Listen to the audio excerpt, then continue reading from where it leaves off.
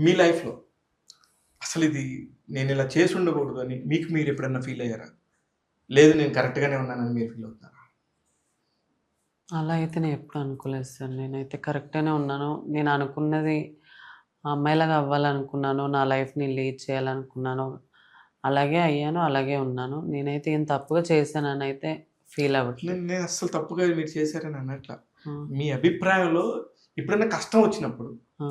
ఈరోజు ఈ కష్టం వచ్చింది, ఒక అవమానం జరిగినప్పుడు ఆ! ఎందుకు ఇలాగా మనకేం అవసరం? మనకి మంచిగా గవర్నమెంట్ జాబ్ ఉంది గదా! మా ఇంట్లో గూడా. నాకేం అవసరం అని మీరు ఆలోచించుకున్నారా అని అడుగుతున్నాను. ఆలోచించుకొని దేవుడిని తిట్టుకున్నాను తప్ప, నేనిలా ఎందుకు చేశాను? చేయకుంటే బావుండేమో అనైతే ఎప్పుడు అనుకోలేదు. దేవుడినైతే తిట్టుకున్నాను. ఎందుకిలా చేశాడు అని. మీరెప్పుడు ఆపరేషన్ చేయించుకున్నారండి? 9 ఇయర్స్, 8 ఇయర్స్ అవుతుంది సార్ సర్జరీ చేయించుకొని. 2018 అలాగా. అలా. చేయించుకున్న తర్వాత మీరు దీనిలోకొచ్చేసారు. క్లియర్‌గానే భిక్షాటన చేశారు. అవును. ముందు చేసుకోక ముందు చేశారా? చేసుకున్నాక చేశారా మీరు? చేయించుకోకముందు చేసిన తర్వాత ఒక 1 ఇయర్ మనీ అట్లా కలెక్ట్ చేసుకొని మా గురువుగారికిస్తే సర్జరీ చేయించింది. తర్వాత మళ్ళీ సేమ్ బెగ్గింగ్. హ్మ్. ఇప్పుడు కూడా మీరు బెగ్గింగ్‌కెళ్తారా? ఆ మూవీ స్టార్ట్ కాకముందు బెగ్గింగ్‌కే ఎళ్ళాను. తర్వాత ఇప్పుడైతే ఎటు వెళ్ళట్లేదు. బెగ్గింగ్‌కే వెళ్ళేదాన్ని సార్. అదే. ఇప్పుడు ఎళ్ళట్లేదు. ఎందుకు రీజన్ ఏంటి? అంటే టైం ఉండట్లేదు. హ్మ్. సునీల్ కుమార్ రెడ్డి గారు బిజీ చేసేసారా? ఆ! ఎంతొస్తాయి బాగా? బెగ్గింగ్‌కెళ్తేనా? ఇంకా మన మీద డిపెండ్ అయి ఉంటది సార్. ఒకరోజు 500 రావచ్చు, ఒకరోజు 1000 రావచ్చు, ఒకరోజు 1500 రావచ్చు. అలాగుంటది. మన మీద డిపెండ్ అయి ఉంటది. మనం ఎంత టైం చేస్తే అంత మనీ వస్తాయి. ఇప్పుడు రోడ్ల మీద నైట్ పూట 11 తర్వాత, 12 తర్వాత ఆ! చాలా హెవీ క్రౌడ్స్ హ్మ్. దగ్గర ఎక్కడైతే పిల్లలు బైకుల మీద తిరుగుతుంటారో వాళ్ళు అక్కడ ఉంటారు. హ్మ్. అది వీళ్ళేనా? మీరేనా? లేకపోతే వేరే వాళ్ళా బహిరూపులా? లేదు మా వాళ్ళే సార్. మీ వాళ్ళే కదా! హ్మ్. ఇప్పుడు చాలా మందికి ప్రాబ్లమ్స్ జరుగుతున్నాయి మేడం. మీరు గమనించారో లేదో? పోలీస్ కేసులు పాపం వీళ్ళని బయటికి తీసుకెళ్ళి సార్ వీళ్ళని కొడుతున్నారు పాపం. హ్మ్. అది అది నరరూప రాక్షసులో వాళ్ళు ఏమనుకోవాలి వాళ్ళని. అసలు మనుషులో కాదో నాకు తెలీదు గానీ, మిమ్మల్ని కొడితే ఏంటి నాకసలు దానికి ఎందుకు కొడతారండి? అక్కడి దాకా ఎందుకొస్తది ప్రాబ్లము? అంటే పోలీసు. కాదు. ఆ! దీన్ని తీసుకెళ్ళేవాళ్ళు తీసుకెళ్ళేవాళ్ళు. విటులు. ఆహా! మీ మీ విటులు ఓకే. అనాలి. కరెక్ట్. అయితే అక్కడ నిల్చుంటారు. మా వాళ్ళే ఇంక తప్పక ఏ సపోర్ట్ లేక ప్రాస్టిట్యూషన్ చేస్తారు కొంతమంది. చేసినప్పుడు వస్తారు. ఎవరో ఒకరొచ్చి ఇంత ఇస్తాను, ఇంత టైం ఉండాలి అని ఒకరు తీసుకెళ్తారు. ఒకరు తీసుకెళ్ళి ఆ రూమ్‌కెళ్ళాక అక్కడ ముగ్గురు, నలుగురుంటారు. ఓహ్! ముగ్గురు, నలుగురుండి చాలా మంది ట్రాన్స్‌జెండర్స్ జరిగింది ఈ సిట్యుయేషను. అక్కడ ముగ్గురు, నలుగురుంటారు. షాక్ అయిపోతారక్కడ. ఒక్కరని చెప్పి ముగ్గురు, నలుగురున్నారు ఏందని అడిగితే, ఇంక వాళ్ళ ఆమెను రూమ్‌లోకి తోసేసి డోర్ పెట్టి, ఒకరి తర్వాత ఒకరు రేప్ చేయడము. ఇంక కొన్ని చెప్పుకోలేం కానీ సీరియస్‌తో కూడా కాల్చారు. మా ట్రాన్స్‌జెండర్స్ సీరియస్‌తో కాలవడం ఎక్కడ పడితే అక్కడ. హ్మ్. మాకు సర్జరీస్ అయ్యుంటాయి సార్. ఎక్కడ పడితే అక్కడ కాలిస్తే నార్మల్‌గా అమ్మాయిలకు, అబ్బాయిలకు ఉన్నట్టు ఉండదు మా బాడీ. ఎక్కడ పడితే అక్కడ కాల్చేస్తారు. బీర్ బాటిల్స్ తాగేసి పలగొట్టి గీస్తారు. అంత బాడీ అంతా ఎక్కడ పడితే అక్కడ. ఎందుకు వాళ్ళకది సాడిజం? కొంతమంది సైకోలుంటారు కదా! ఇంకా అందరు మంచోళ్ళు, అందరు సైకోలని నేను చెప్పను. కొంతమంది ఉంటారు కదా సార్! అలా తీసుకెళ్ళి వీళ్ళని చేస్తే వీళ్ళు కేస్ పెట్టలేరు. వీళ్ళని చేస్తే అది బయటికి రాదు అనొక మైండ్ సెట్‌లో ఉంటారు కొంతమంది అబ్బాయిలు. అలా జరిగిన తర్వాత మేము పోలీస్ స్టేషన్‌కెళ్తాం కేస్ ఫైల్ చేయడానికి. అప్పుడు పోలీస్ సార్ వాళ్ళంటారు, "అవునా! ఇప్పుడు మేము సార్ మాకిట్లా రేప్ అటెంప్ట్ జరిగింది. మేము కేస్ ఫైల్ చేద్దాం అనుకుంటున్నామంటే." "అవునా! మీకు కూడా రేప్ చేస్తారా? అమ్మాయిలకున్నట్టే మీకుంటాయా? ఎలా చేస్తారు మిమ్మల్ని రేపు?"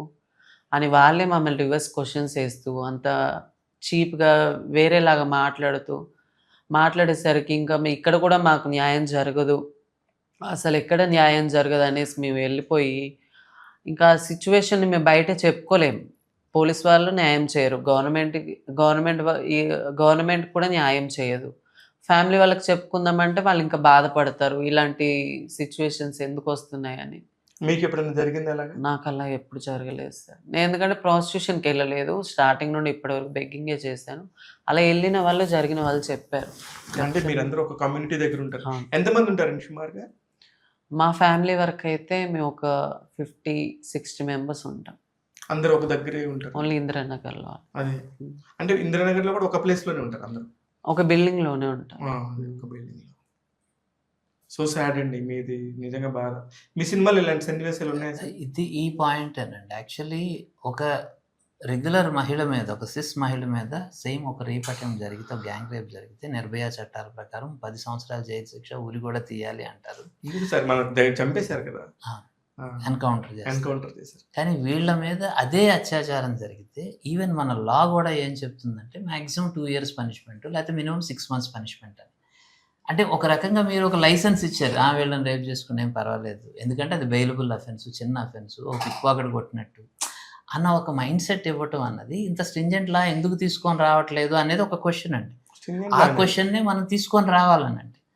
మనం ఎందుకంటే ఇంత డిస్క్రిమినేషన్ ఏంటి, మనం అందరం ఈక్వల్ అని చెప్తున్నప్పుడు ప్రజాస్వామ్య దేశం సుప్రీం కోర్టే 2014 ఓకే మీరు కూడా మహిళలు అని చెప్పుకోవచ్చు అని చెప్పిన తర్వాత ట్రాన్స్జెండర్ మహిళ అయినంత మాత్రం చేత మహిళ కాకుండా పోలేదు కదా. మరి ఆ మహిళను ఎందుకు, ఆవిడ తాలూకా పెయిన్ని ఎందుకు కన్సిడర్ చేయటం లేదు అని. So that is a fundamental question అండి. Super sir, very well done. అదే నాకు అనిపించింది మీరు ఇవన్నీ తీసుకొని మీరు వండితే ఎలా వండుతారో తెలుసులేండి సార్. దినుసులన్నీ కరెక్ట్గానే ఉంటాయి.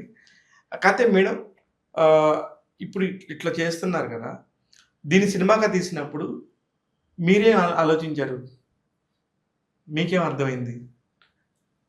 అంటే దీనివల్ల ఎలాంటి ఎఫెక్ట్ వస్తుంది అనుకుంటున్నారు? సొసైటీలో ఒక మార్పు వస్తుందని అనుకుంటున్నాను. మమ్మల్ని చూసే చూపులు కానీ, ఆ చీదరింపులు కానీ, మేమంటే చాలా మందికి తెలియకపోయి ఉంటుంది. వాళ్ళ లైఫ్ ఎలా ఉంటుంది, వాళ్ళు ఏమేమి ఫేస్ చేస్తారు, వాళ్ళ లోపల వేదన ఎలా ఉంటుంది, అవన్నీ తెలియదు సొసైటీకి ఎక్కువ చాలా వరకు. ఈ మూవీ చూసిన తర్వాత సొసైటీ చూసే చూపు కానీ, ఫ్యామిలీ నుండి కానీ, స్కూల్ నుండి కానీ జరిగే డిస్క్రిమినేషన్ అదంతా సొసైటీ పబ్లిక్ చూసిన తర్వాత ఈ మూవీ చేంజ్ అనేది కొంచెమైనా వచ్చిద్దేమో అని అనుకుంటున్నాను. ఇప్పుడు ట్రాన్స్జెండర్స్ అంటే ఇప్పుడు ఉమెన్ నుంచి మెన్ కూడా అవుతారు మేడం? అవును, అవుతారు కదా, వాళ్ళు కూడా ఆపరేషన్స్ జరుగుతాయి. అదే తెలియదు. జరుగుతాయి. Trans men. మీరు ఎందుకు సంశయిస్తున్నారో నాకు తెలియదు చెప్పడానికి.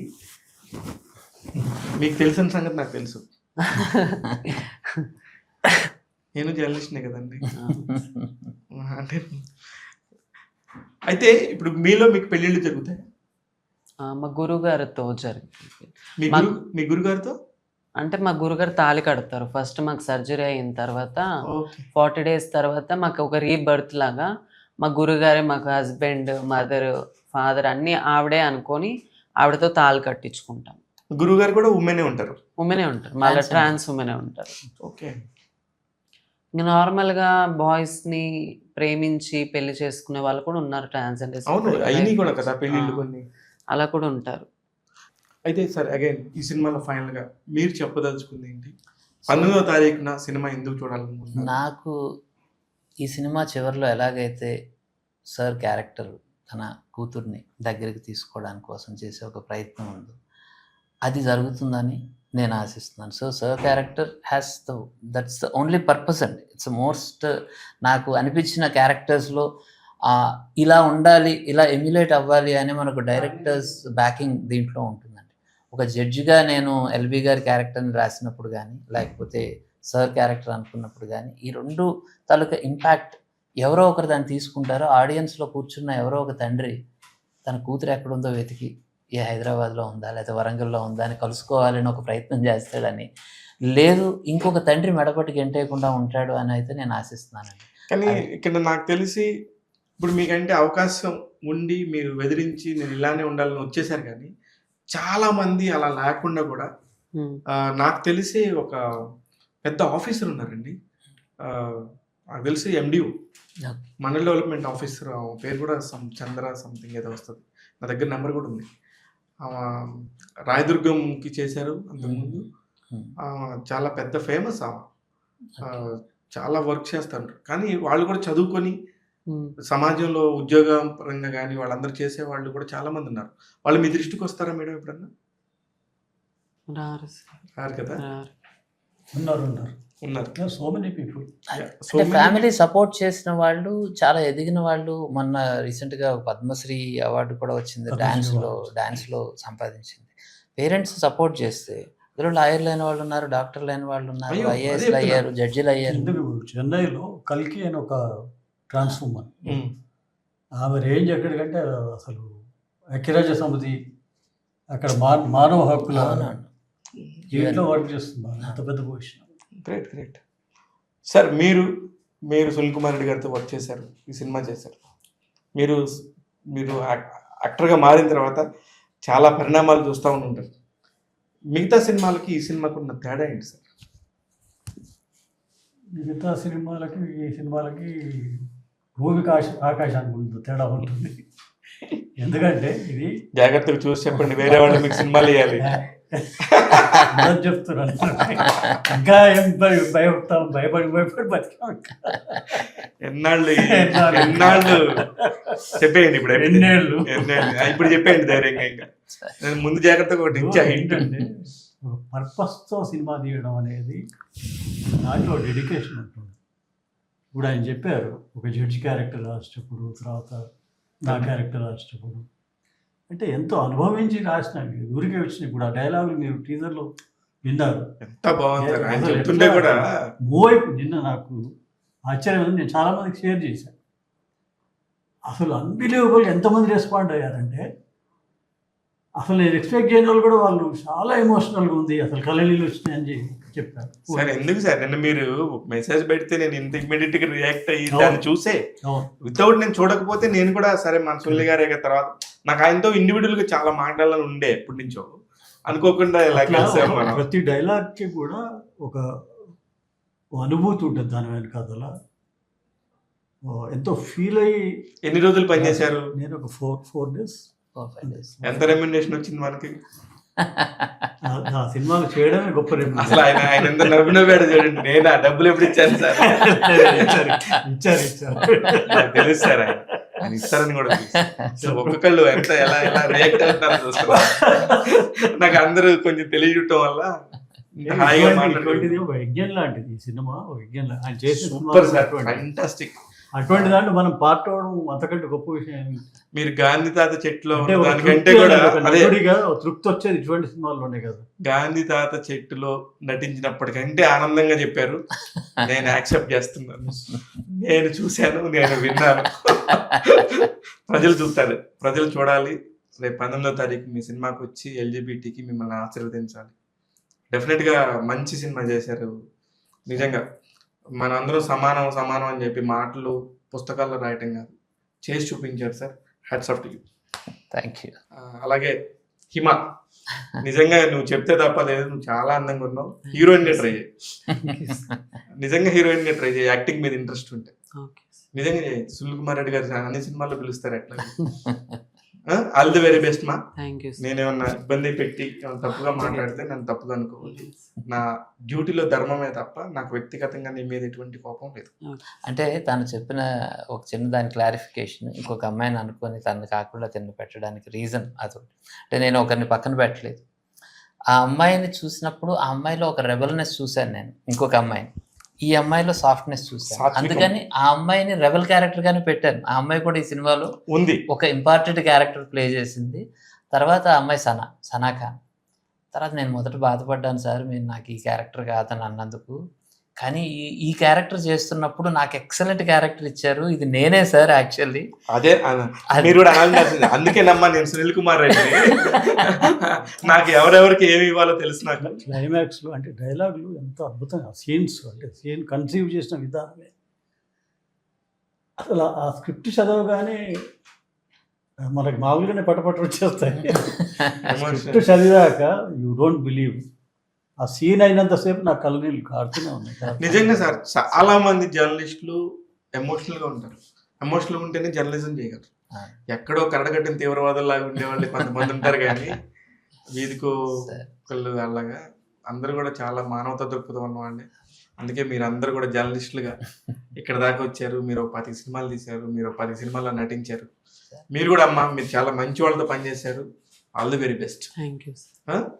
All the very best. బాగా చేయండి డెఫినెట్గా. నిజంగా జర్నలిస్ట్గా ఉండబట్టి నాకు ఇన్ని రకాలుగా ఇంతమందితో మాడే అవకాశం, అంత తెలుసుకునే విషయాలు ఉంటాయి. నాతో పాటు మా టాక్ తెలుగు ప్రేక్షకులందరూ కూడా ఇలాంటి ఒక కాన్వర్జేషన్ని ఖచ్చితంగా మీరు చూడండి. మిగతా అన్నీ మనం చూస్తాం. ఇది ఖచ్చితంగా చూడాలి. చూస్తే మనకు కూడా మన అవేర్‌నెస్, మనం ఒకళ్ళని చూసే చూపులో ఒక చిన్న మార్పు ఉంటే మనం విజయం సాధించినట్టే. చూస్తూనే ఉండండి టాక్ తెలుగు. నేను మీ శివ మల్లాల.